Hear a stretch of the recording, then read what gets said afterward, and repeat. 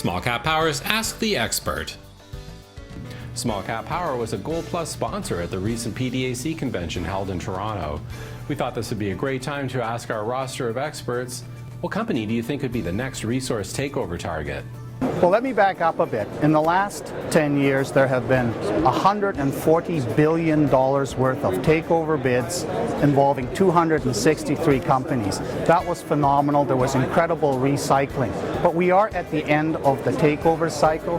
Many companies are down 80, 90%. The majors have taken out the best ones earlier. Now you're seeing takeovers of cleanup type takeovers where you're getting maybe 100%, sometimes 200% premium, but off rock bottom prices that are of little consolation to the market, to the investors. We are not seeing the recycling. One recent exception was Probe Mines, which was one of my recommendations. It has been taken out at an all-time high price. $500 million being injected into the system. Goldcorp's, I think, made a brilliant move. They're acquiring existing ounces and they're acquiring extraordinary potential. It's actually quite frustrating that this company was taken out because it could have become a double-digit darling in the market that re-inspires faith that juniors can find really, really big stuff. But as not of these kind that are more cleanup, a good example is Midas Gold, which went public in the $4 to $5 range, has managed to raise and spend over $100 million advancing what they now call the Stibnite project in Idaho. And it's trading at a pitiful price of 50 cents because it doesn't quite work at $1,200 gold based on their updated pre-feasibility study. They can change that by doing additional work, but it has incredible optionality on the upside for gold. Gold goes to $1,400, $1,500. This company absolutely sings.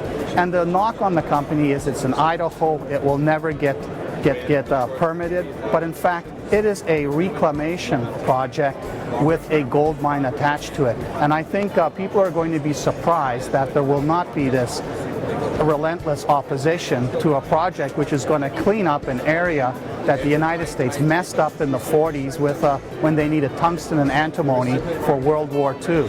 And this project, by the way, has antimony as a byproduct credit, and antimony supplied 85% by China.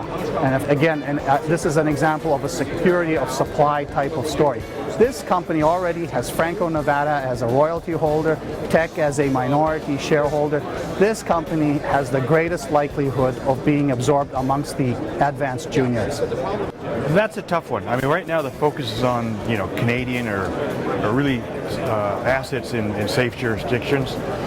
One that I've been looking at that I haven't actually bought yet, I still need to do a bit more research, is a company called Gold Road in Australia. They've made a major discovery in West Australia. It's a bit low grade, but it's big. They've got around 4 million ounces combined. So that's what I'm looking at. I'm looking at things like that. Premier Gold has some good projects, but there's nothing that really stands out to me because it's really company specific. A company needs a patch of ground like we saw with Probe and Caden. Those things were hard for me to predict because I didn't know the thinking behind Goldcorp or Agnico.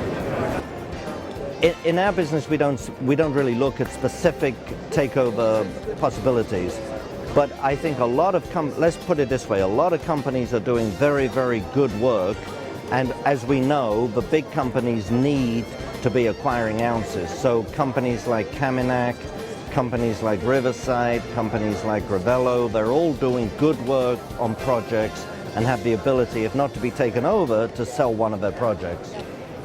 I haven't given a lot of thought to it before our discussion here today, but I know that one I like a lot is a company called Orion. And they are a company, I like them because of the management. The management just recently took Caden Resources from, I think they got 5 or 6 times their investment in 2 years when they started developing a deposit, a gold-silver deposit in Mexico, and then sold it off to Agnico Eagle. Now this same management team has jumped over to Orion. They financed the company very effectively because of their good reputation, and now they're in the process of building another deposit in the Nunavut. I think has excellent exploration potential.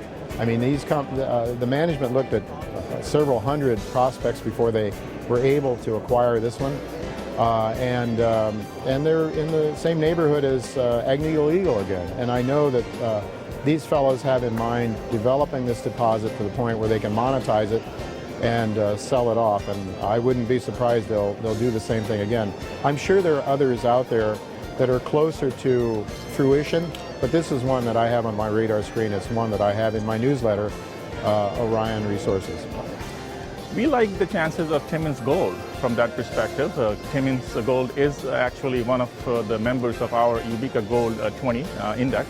It's a low-cost producer in Mexico. They just did their own acquisition, a company called New Strike.